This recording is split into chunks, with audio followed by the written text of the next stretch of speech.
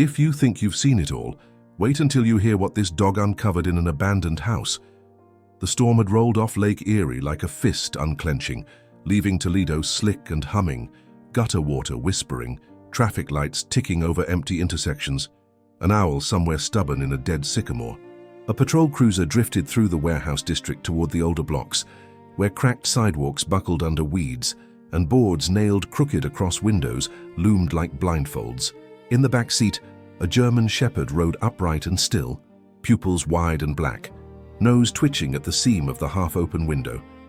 The smell of post-rain city, wet tar, copper penny ozone, rotting leaves, skimmed in on the breeze. The dog sorted it all fast, filing it, discarding it, until something threaded through thin as wire, cold as a key against a tooth.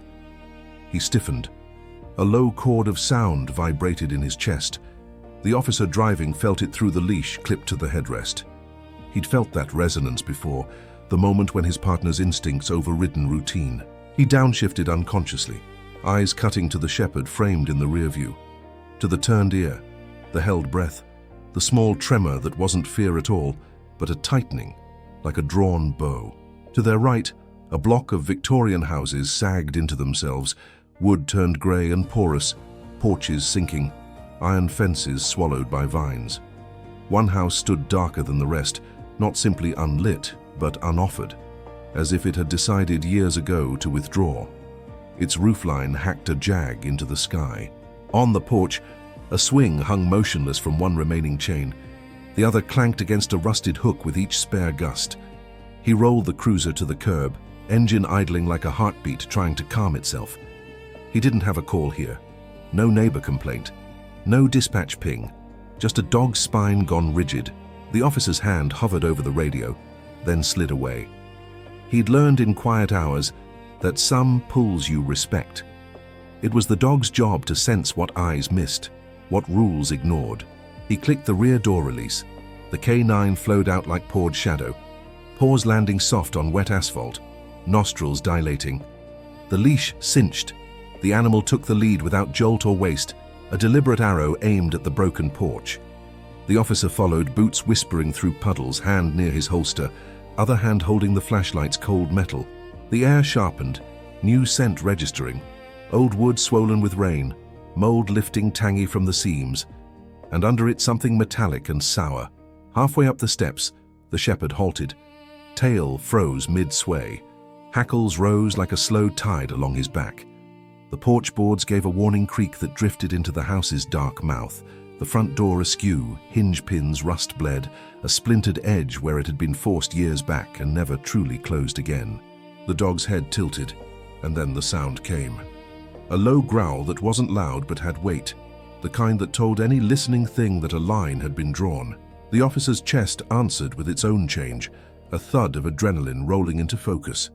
He swept the flashlight beam across the threshold, peeling wallpaper, a collapsed staircase, shoe prints he couldn't trust in the damp dust because time lied on floors like this. The beam caught a spider web trembling and set the entire hallway itch with shine. The shepherd took one step more, then stopped again, nose pointed directly at the crack where door met frame. He tried the knob. It didn't resist much. The door skated an inch and banged softly against something inside. The dog's lips peeled back, threads of saliva stringing and catching the light. No bark yet, not the sharp report used to announce. This was a warning the way a fuse warns. Quiet, heated. The officer forced a breath through his nose and felt the old house's exhale meet it.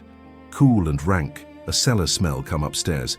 He heard water dripping somewhere distant, a slow metronome, and farther again, a tiny tapping like fingernails or a mouse knocking nonsense into plaster.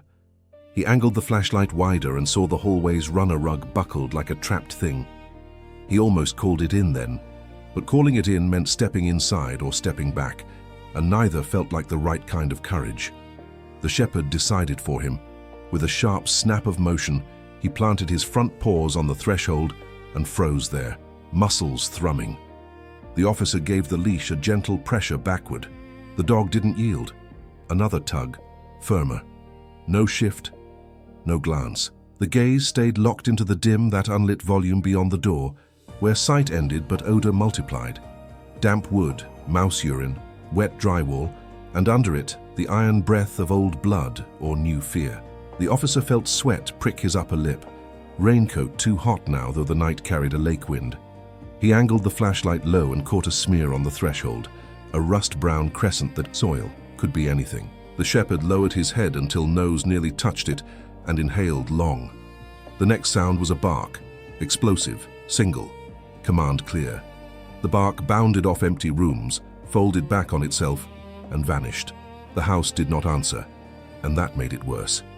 The officer swallowed and tried again to pull the dog off the line to make space for protocol. The shepherd leaned into the leash, not forward, not into the house, but into the idea of it. Weight set and steady. The officer glanced down the street. Silence, the kind that made your ears ring. A streetlight flickered, dimmed, brightened indecisively. Somewhere, a late freight on the Maumee Bridge moaned. Inside the doorway, dust lifted and hung in the flashlight's path like tired snowfall. The dog's ears pivoted, then pinned forward, and his growl deepened a half step. He should call for backup. He should mark the address. He should wait. He should do a dozen learned things that had kept him paid and uninjured for a decade. Instead, he set his boot inside, testing the first floorboard with his weight, feeling for rot. His flashlight beam licked the walls, deep gouges where something heavy had scraped through, a toppled bookshelf, a family photo scattered behind shattered glass, faces smudged with damp, the past drowned in stains. The shepherd didn't surge. He didn't need to. His body was a flag planted. The officer tried the leash again, and the leather cut a line across his glove and then stopped because the dog would not give an inch. That was when the smell shifted again, subtle but undeniable. Not the general soup of decay, but the specific note of a living thing held in stale air, the heat of breath lingering lower than the human nose expected. He murmured the dog's name, habit, comfort, control. The shepherd flicked an ear, acknowledged, but didn't deflect from the door. The growl faded into a tremble he held in his legs now, his stance broadcasting, not threat, not panic, insistence. The officer took the radio and lifted it halfway, thumb flirting with the button.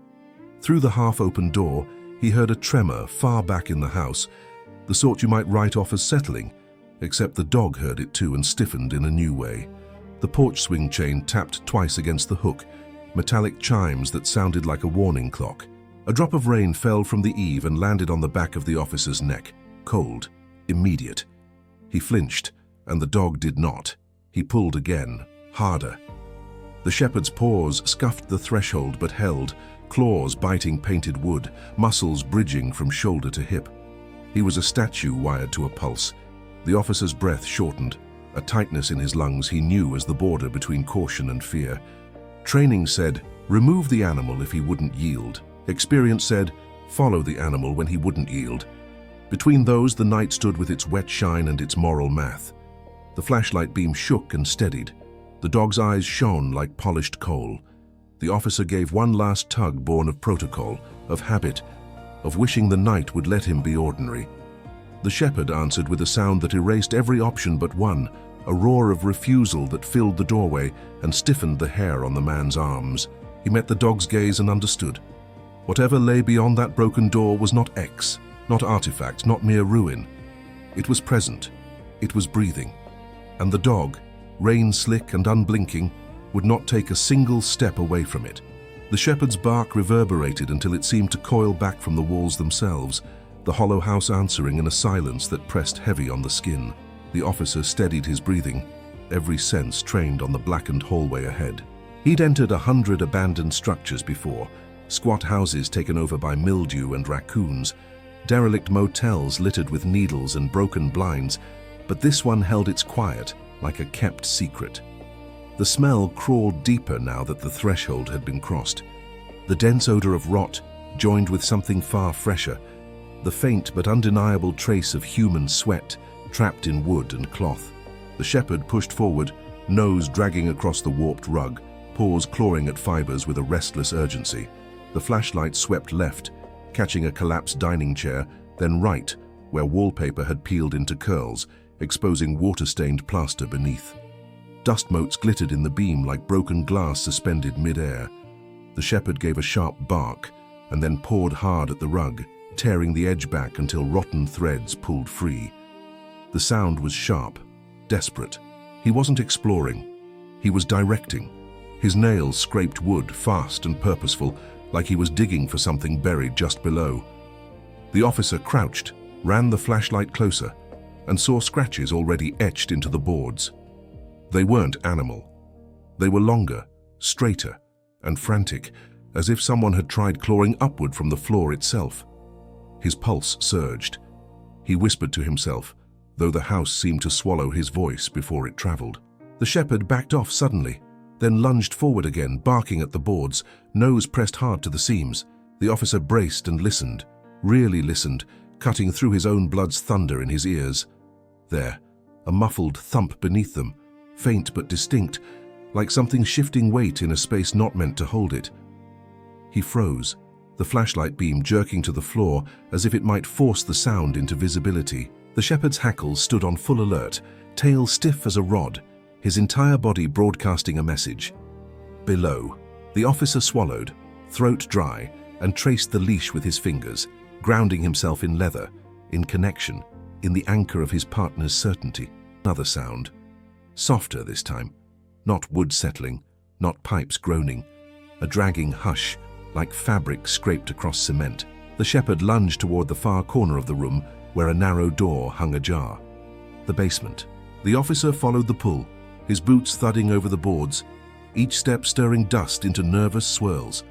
The door stood crooked, its paint blistered, hinges sagging as if reluctant to move. The dog barked again, louder, echo bouncing into the hollow cavity below. The officer set his hand against the knob, hesitated, and felt the faint vibration of his own pulse in the wood. He tightened his grip on the leash, braced himself, and pulled.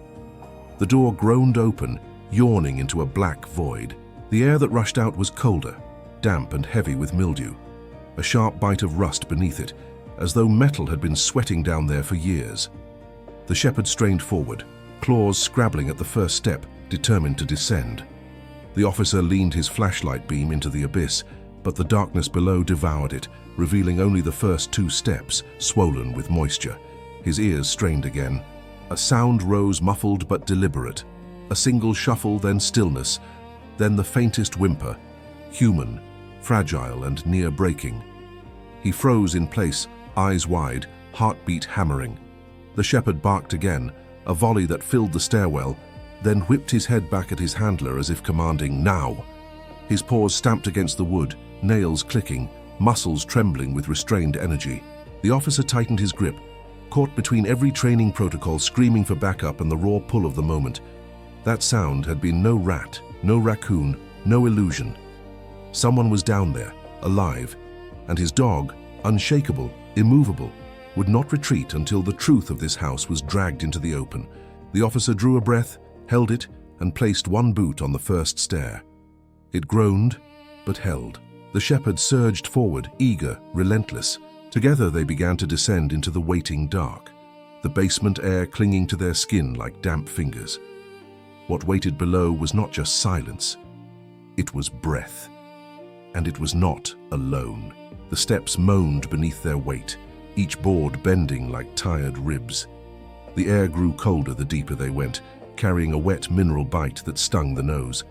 The flashlight beam cut narrow tunnels through the dark, grazing cobwebs so thick they seemed spun from dust instead of silk.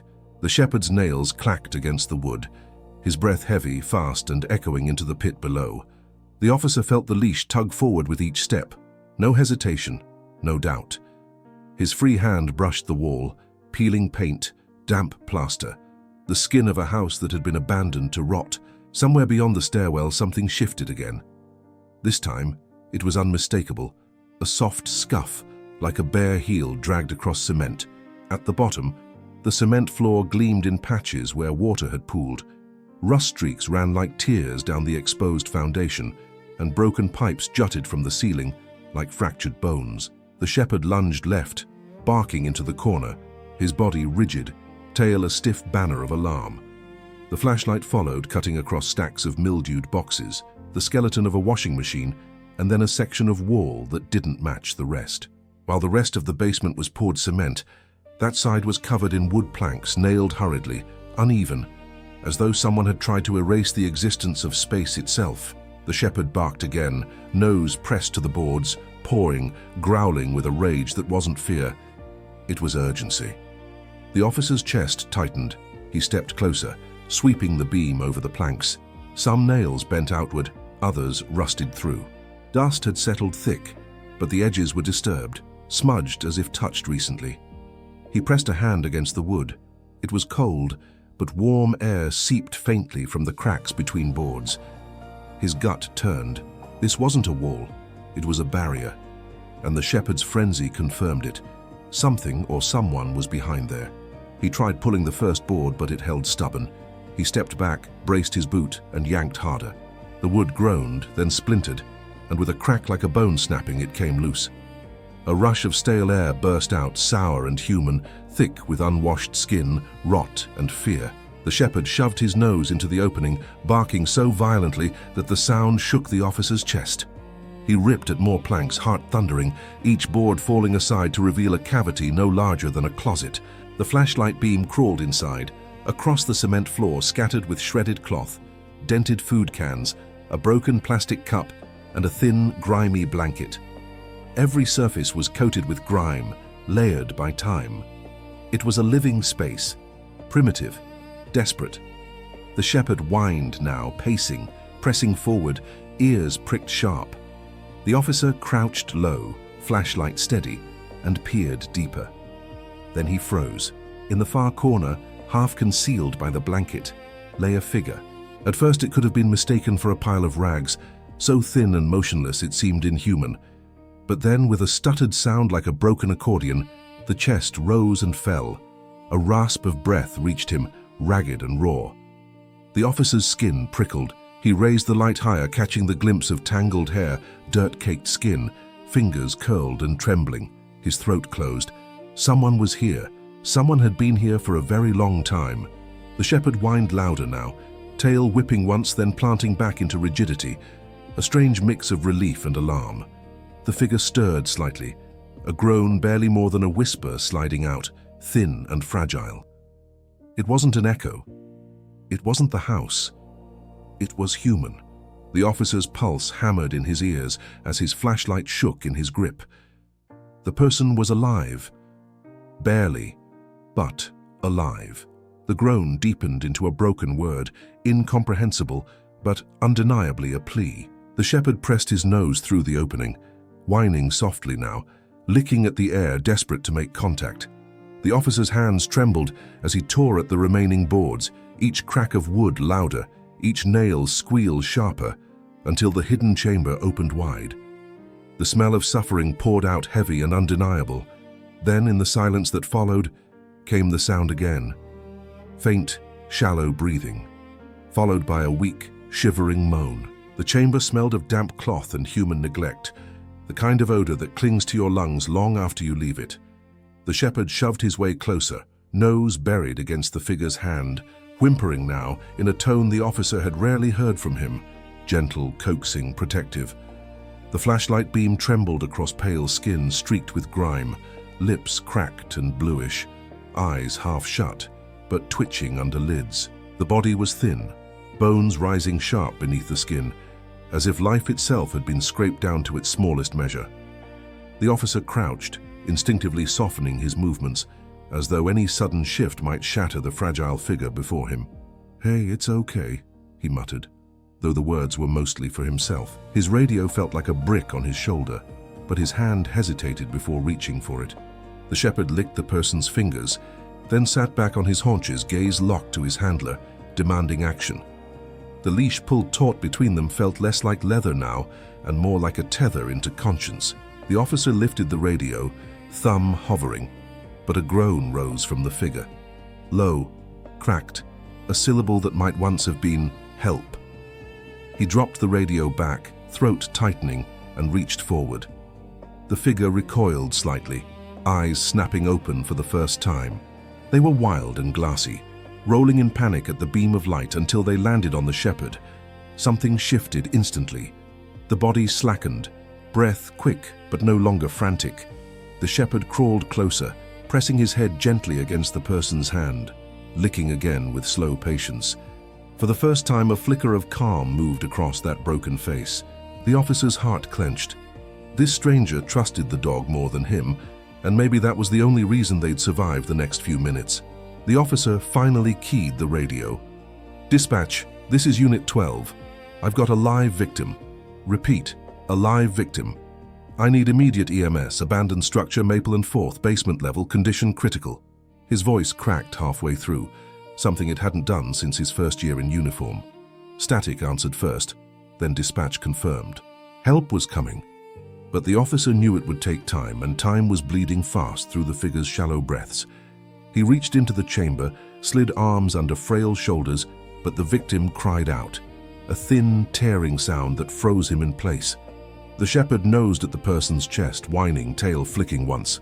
The officer steadied himself, adjusted his grip, whispering soft assurances that even he didn't believe. The weight that lifted into his arms was almost nothing, yet heavy with the burden of how long it had been neglected. The victim's head lolled against his chest, and a fevered heat radiated from the skin, clashing against the cold basement air. He held them tighter, his pulse racing, every nerve screaming urgency. Climbing the stairs was an agony. Each board groaned under his boots, threatening collapse, but the shepherd moved ahead, pausing every few steps, looking back as though counting his humans. One carried. The officer's legs burned, but adrenaline pushed him upward, flashlight dangling. Radio clipped open with dispatch's chatter pulsing like a distant heartbeat. The victim moaned again, weaker now, breath fluttering in and out in shallow bursts. The officer pressed his cheek against their tangled hair, whispering, "Stay with me, you're safe now, you're not alone." When he reached the living room, the storm smell from outside rushed in through the broken door, cool air striking the sweat on his skin. He laid the victim gently on the warped rug, pulling off his jacket to cover them. The shepherd sat pressed against their side, refusing to move, eyes darting between the figure and the door, as if daring the night to try and reclaim what it had hidden. A siren wailed faintly in the distance, closer, closer. But the officer's heart wouldn't ease until he saw the red lights himself. The victim's eyes cracked open once more, drifting past the officer, landing instead on the shepherd. A faint smile, trembling, exhausted but real, ghosted across their lips. Their dry, cracked hand lifted weakly, fingers trembling as they sought the dog's fur. The shepherd bent low, letting them rest there, and for the first time since entering that house, the officer felt his throat tighten, not from fear, but from something deeper, heavier, impossible to shake. The sirens cut louder, tires grinding to a halt outside.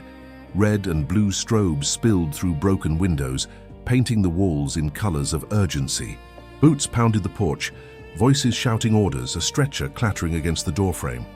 The officer moved aside reluctantly as EMTs surged in, but the victim's gaze didn't follow them.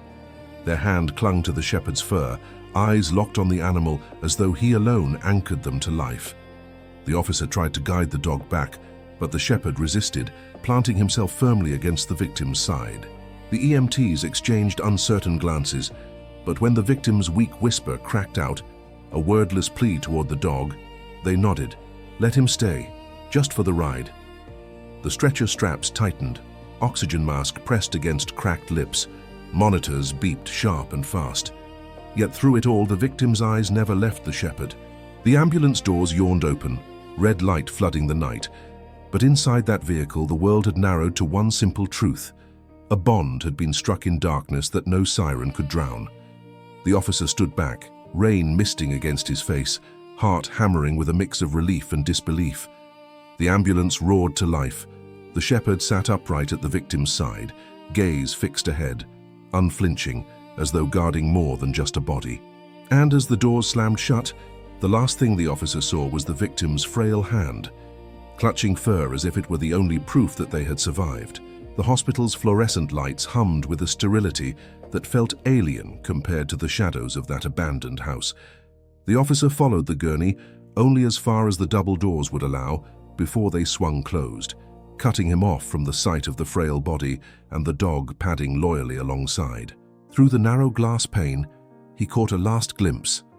the shepherd's silhouette pressed against the stretcher, eyes never blinking, ears tuned to every beeping monitor as though each pulse was his responsibility. Nurses gave sideways glances, some smiling faintly despite the urgency, because even here in the polished corridors of medicine, it was clear that the dog was not a visitor.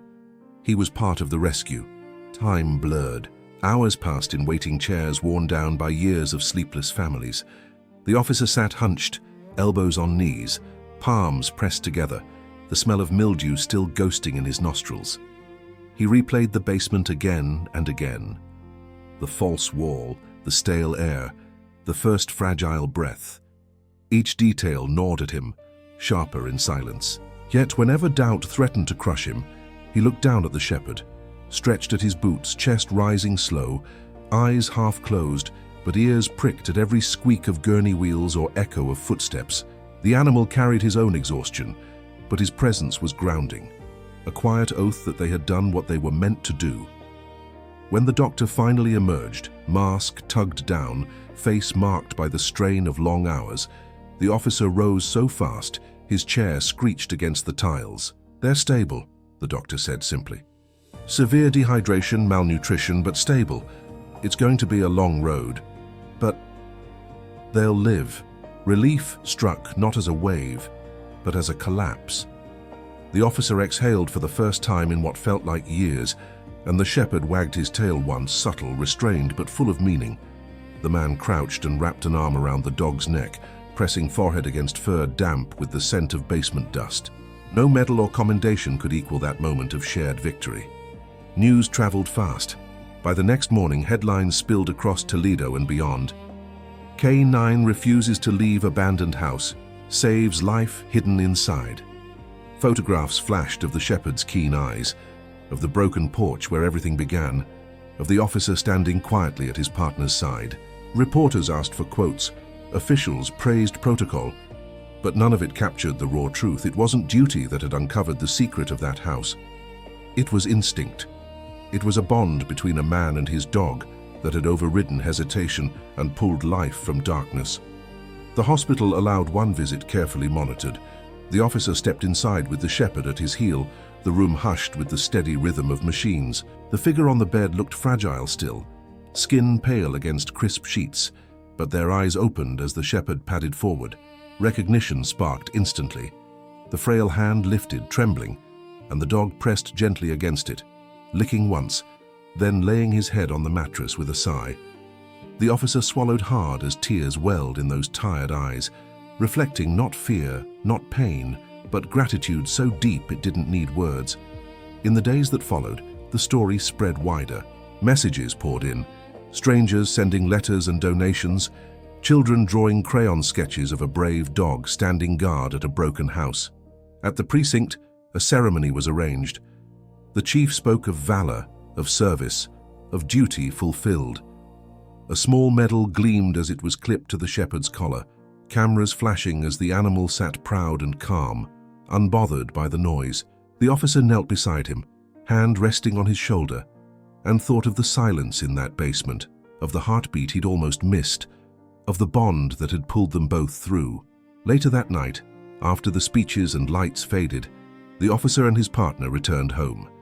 The shepherd curled into his usual spot by the window, head lifted, eyes steady on the street outside. The city was quieter now, rain washing away the residue of another long day. The officer sat nearby, coffee cooling in his hands, watching the dog's unblinking vigil.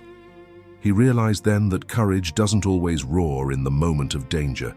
Sometimes it waits quietly, refusing to move, refusing to let go until the truth is found. And in that truth lay the deepest revelation of all. The dog hadn't just uncovered a hidden victim, hadn't just exposed cruelty buried under wood and dust. He had reminded everyone, his handler most of all, that some instincts run deeper than law or protocol. They reach into the core of what it means to be human. The shepherd had trusted his nose, his heart, his bond, and through that, he had given another soul a second chance. That night as the city slept, the officer reached down and scratched behind his partner's ear. The shepherd closed his eyes, leaning into the touch, his breathing steady, content. Outside, the world turned with its chaos, its forgotten houses, its shadows. But in that room, in that quiet moment, one truth stood unshaken. That night, the dog didn't just protect the law, he protected humanity.